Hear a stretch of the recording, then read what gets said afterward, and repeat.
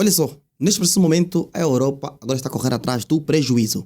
Recentemente vimos algumas informações de que a França agora está a fazer a movimentação de alguns portas-aviões para o Oriente Médio. O intuito é então fazer então assim uma pressão nos iranianos a fim de que possam negociar com os americanos e fazer então assim a reabertura do Estreito de Hormuz. Coisa que, de certa forma, o republicano já havia feito algumas solicitações aos europeus para dar então assim uma ajuda para ajudarem a fazer então assim a reabertura do Estreito de Hormuz. Situação que, de certa forma, os europeus se colocaram praticamente indiferente diante deste mesmo conflito. Mas o que é que está na base de tudo isso, né? Uma vez que também o premier do Reino Unido, Cameron, neste preciso momento está prestes a sofrer uma das maiores lavadas em termos nas eleições internas que está a se passar no Reino Unido. Isso aqui nos países de Gales. Então, com a sua desaprovação a caindo numa forma muito assustadora e como se não bastasse as pressões que estão a ser feitas a fim de que ele possa então assim renunciar o cargo de primeiro-ministro. Coisa que de certa forma nós estamos a ver que as coisas não estão bem para os líderes europeus e como se não bastasse a direita ligada a Donald Trump está sempre a crescer a nível mundial de forma assustadora. Isso é o que eu vou te contar aqui neste vídeo com uma riqueza de detalhes. Se você gosta desse tipo de conteúdo, curte, comenta, compartilha e se inscreva no canal. Eu sou o Kenneth, um forte abraço.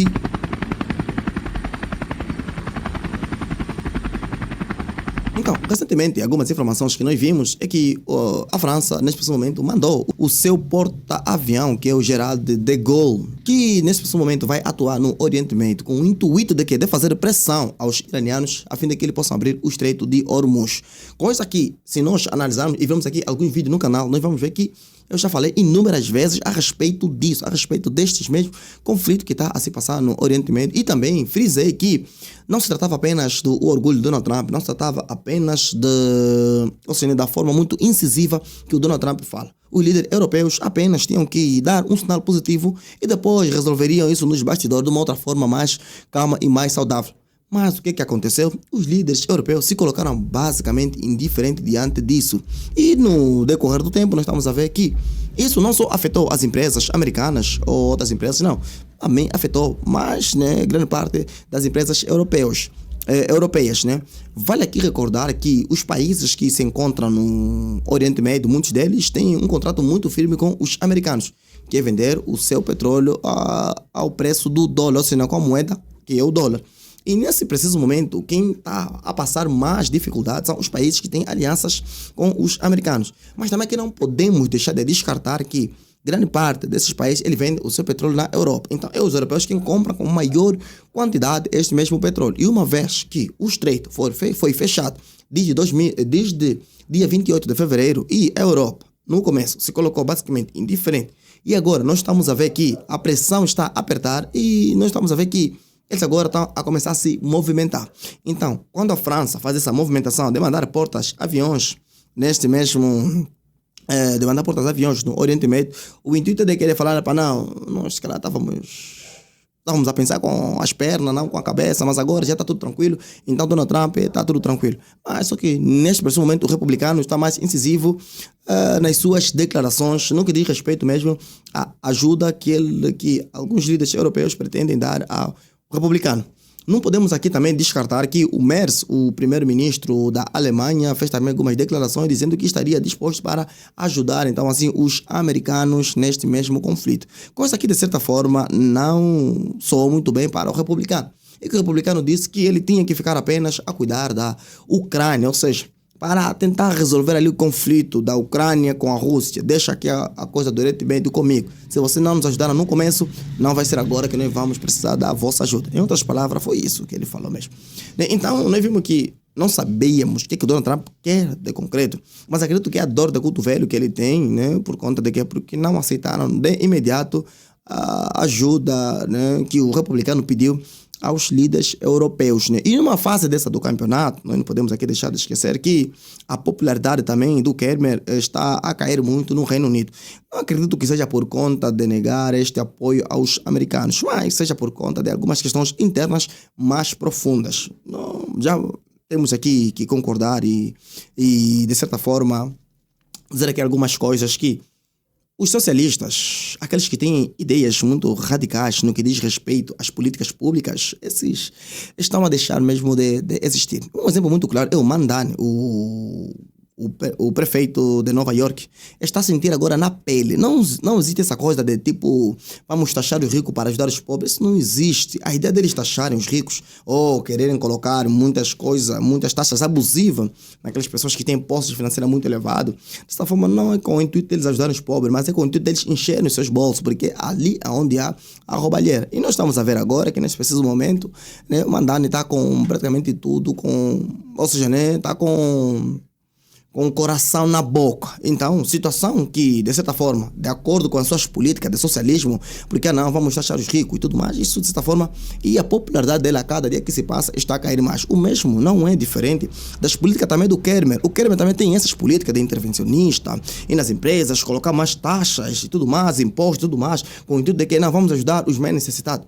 Olha, vale aqui recordar aqui, quase todo esse discurso de que nós vamos dar dos ricos para ajudar os pobres nunca vai para os pobres. Dificilmente vai para os pobres, vai sempre no bolso desses mesmos governantes, né? Então, eu acredito que quanto menos intervenção tem o Estado nas políticas internas, no que diz respeito, né, à troca de serviço e tudo mais, melhor a coisa funciona bem. O Estado é péssimo gestor.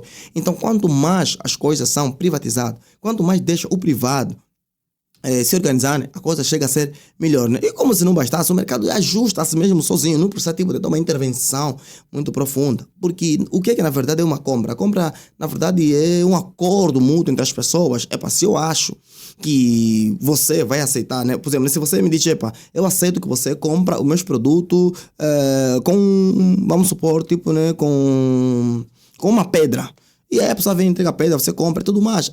Agora, só que no meio de tudo isso, nós temos que ver, né? Se eu vender um produto com uma pedra, essa pedra não é preciosa, mas ainda assim eu quero acumular essas pedras. Agora eu tenho que saber para onde eu vou usar essas pedras, né?